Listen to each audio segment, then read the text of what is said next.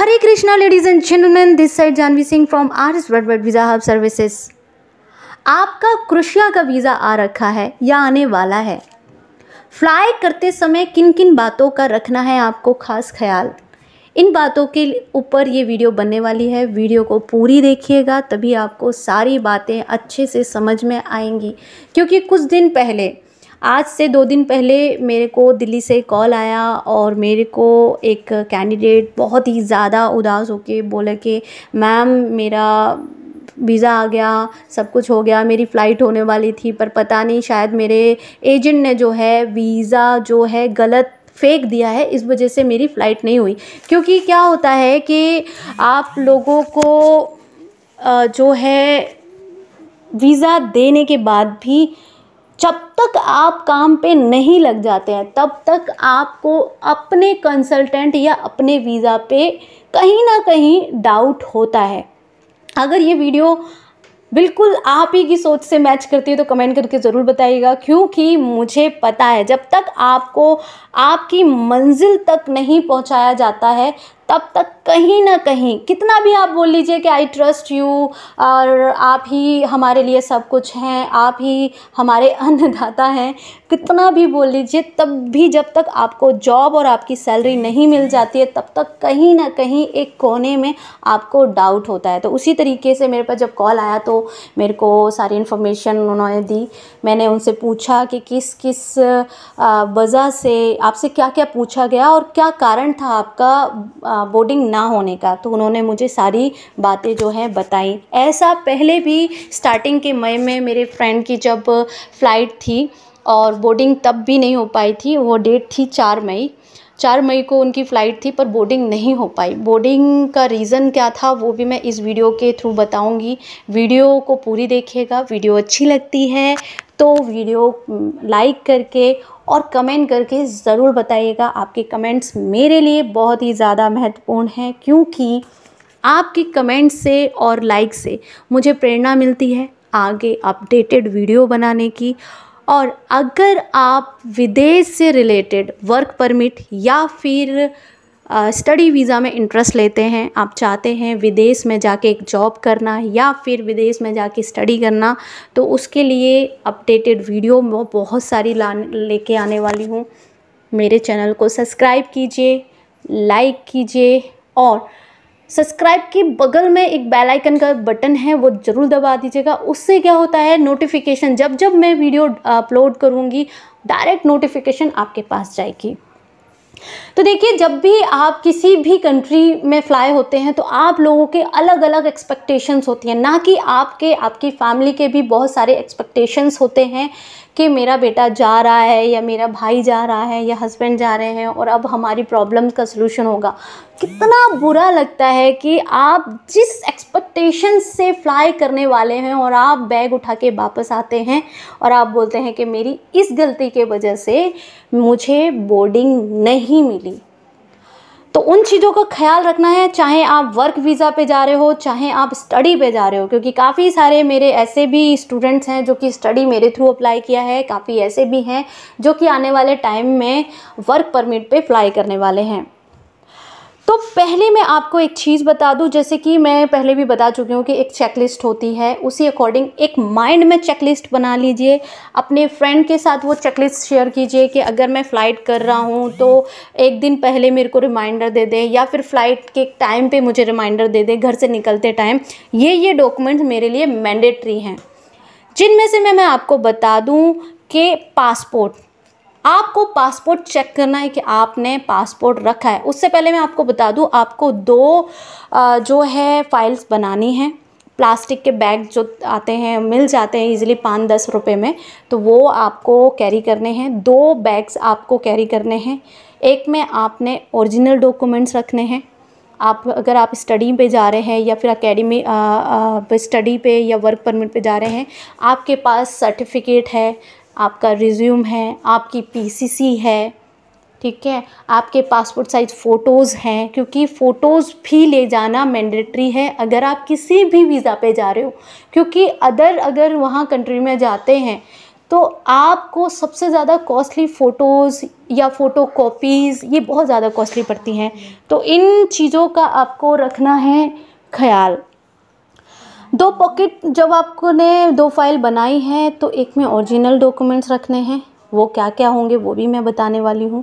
सबसे पहले आपको चेक करना है कि पासपोर्ट आपका कहाँ है। पासपोर्ट अभी भी आपके एजेंट के पास है।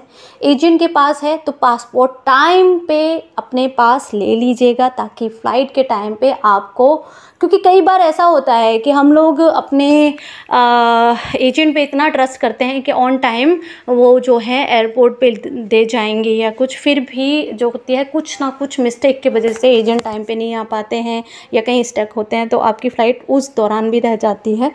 तो ये गलती ना करें। पासपोर्ट को टाइम पे अपने पास रखें। पासपोर्ट में वीज़ा लगा है ये चेक करें, वीज़ा जेन्युइन है नहीं है वो भी चेक करें। वो तो आप पेमेंट से दौरान कर ही लेंगे, सबमिशन जब आप खुद करेंगे तो आपको खुद पता होगा। इस दौरान अगर आप वर्क परमिट पे जा रहे हैं तो आपको 2 साइड टिकट दिखानी होगी। ये प्रोटोकॉल के तहत है। यहाँ पे बहुत सारे लोग बोलेंगे हम तो वर्क परमिट पे जा रहे हैं तो हम 2 साइड टिकट क्यों दिखाएं, हमें तो जाना है, 1 साल बाद हम डिसाइड करेंगे कि क्या पता 1 साल बाद सस्ती टिकट आए। तो मैं आपको बता दूं, जाने की टिकट के पैसे लगते हैं, आने की टिकट के पैसे नहीं लगते हैं। जो डमी टिकट होती है जो हम शो करते हैं इमिग्रेशन में, उसके पैसे नहीं लगते हैं। बट क्या होता है कि जब हम ट्रैवल एजेंट से बोलते हैं तो ट्रैवल एजेंट 500 से 1000 रुपये डमी टिकट के ले लेते हैं, क्योंकि उसमें भी वो अपनी मेहनत करते हैं। इस दौरान आपको मेडिकल फिटनेस की रिपोर्ट भी लगानी है कि आप फिट हैं या नहीं हैं। वो कि नॉर्मली अगर मैं बात करती हूँ तो 2-3 हज़ार रुपये में आपका मेडिकल फिटनेस बन जाता है। इस दौरान RT-PC की रिपोर्ट, जो कि आप 2 दिन या 3 दिन पहले 2 दिन के अंदर अंदर या 3 दिन के अंदर अंदर आप करा लेते हैं कोविड-19 का टेस्ट, जो कि एयरपोर्ट पे भी अवेलेबल होता है। आप वहाँ जाके अपना RT-PC का जो RT-PCR का जो टेस्ट है वो आप करा सकते हैं। इस दौरान आप अपने साथ करेंसी ज़रूर ले जाएंगे। आप स्टडी वीज़ा पे हैं, वर्क परमिट पे हैं, मैटर नहीं करता है। भले ही आपको कंपनी अकोमोडेशन दे रही है या फूड दे रही है, फिर भी आप अपने साथ 30 से 50 हज़ार रुपये की करेंसी, इंडियन करेंसी लेके जाएंगे, जो कि यूरो में कन्वर्ट करानी है। ये मैंडेटरी है। अगर आप लोग फ्लाई कर रहे हैं, चाहे वर्क परमिट पे हो, स्टडी पे हो, आपको 30 से 50 हज़ार के बीच में, कोशिश कीजिएगा 50 हज़ार हो, उसको आपको यूरो में कन्वर्ट कराना हो। यूरो में कन्वर्ट करा के लेके जाइएगा। हो सकता है कि वहाँ पे मेडिकल जो RT-PCR का जो टेस्ट है वो आपका वहाँ पे एक्सेप्ट ना किया जाए, दोबारा से वहाँ पे RT-PCR का टेस्ट जो है वो करवाया जाए, तो आपके पास वहाँ पे पैसे होने चाहिए। सेकेंड थिंग, जो भी आपके डॉक्यूमेंट्स आए हैं, आपका कॉन्ट्रैक्ट लेटर जिस भी कंपनी से आप आए हैं, या फिर आप स्टडी वीज़ा पे जा रहे हैं तो रिसीविंग लेटर कॉलेज की तरफ से मिलता है। बहुत सारे ऐसे डॉक्यूमेंट्स होते हैं जो कॉलेज की तरफ से मिलते हैं। अपने कंसल्टेंट से कंफर्म बार बार कर लीजिएगा, सर यही डॉक्यूमेंट्स हैं, कोई और डॉक्यूमेंट्स तो रिक्वायर्ड नहीं है, अगर हैं तो प्लीज़ हमें बता दीजिए। आपका कंसल्टेंट का काम बनता है, आपका एजेंट का फ़र्ज़ बनता है वो आपको एक बार नहीं बार बार गाइड करे, क्योंकि कंसल्टेंट ने आपको सर्विस देने का पैसा लिया है, तो उसका फ़र्ज़ बनता है, आप एक बार नहीं आप 10 बार पूछेंगे वो आपको बताएगा। बट आपको एक ही चीज़ बार बार पूछेंगे तो उससे क्या होता है, कंसल्टेंट भी इरिटेट हो जाता है। इस चीज़ का खास ख्याल रखना है। सबसे इम्पोर्टेंट थिंग आती है कि आपने खुद अप्लाई किया है वर्क परमिट, कंपनी ने अगर वर्क परमिट दिया है, या फिर आप स्टूडेंट वीज़ा पे जा रहे हो, तो वहाँ पे आप कहाँ स्टे करेंगे। तो अकोमोडेशन, या तो आपका जो एम्प्लॉयर है उसने आपको अकोमोडेशन के डॉक्यूमेंट्स दिए हैं, नहीं दिए हैं तो आपको वहाँ शो करना पड़ेगा कि आप वहाँ जाके कहाँ रहेंगे। आप यहाँ पे ये नहीं बोल सकते कि मैं वहाँ जाके होटल देख लूँगा। जैसे एक बोलते ना कि हम लोग बोलते हैं कि अगर हम एक स्टेट से दूसरे स्टेट जा रहे हैं तो हम क्या करेंगे, वहाँ जाने के बाद होटल सर्च करके हैंड टू हैंड रह लेंगे। बट ऐसा यहाँ पे क्रोएशिया में मैंडेटरी नहीं है। यहाँ पे कंपलसरी है आपको अकोमोडेशन शो कराना। तो अगर आप स्टडी वीज़ा पे जा रहे हो तो आपको हॉस्टल बुक करना पड़ेगा, या फिर अपने कंसल्टेंट से बोलिएगा कि वो आपको होटल की बुकिंग दे।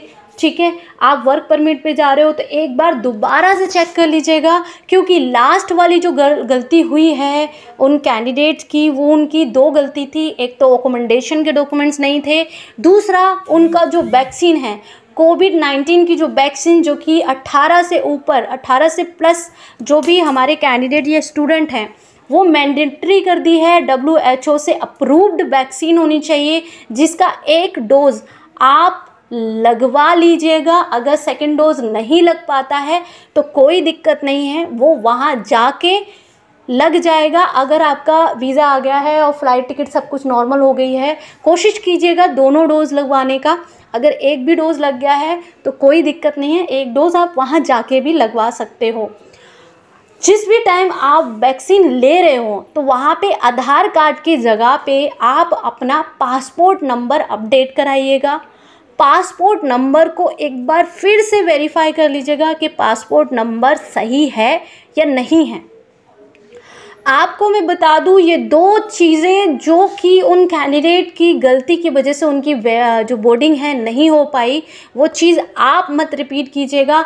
आपको अकोमोडेशन एक बार वेरीफाई करनी है, क्योंकि क्रोशियन लैंग्वेज में वहाँ पे लैंग्वेज होती है, आप लोगों को ना भी समझ में आए। मैं पहले भी बोला है कि क्रोशियन को इंग्लिश में ट्रांसलेट कर लीजिए, इंग्लिश नहीं भी समझ में आ रही है तो आप हिंदी में ट्रांसलेट कर लीजिए, कहीं तक आपको समझ में आएगा।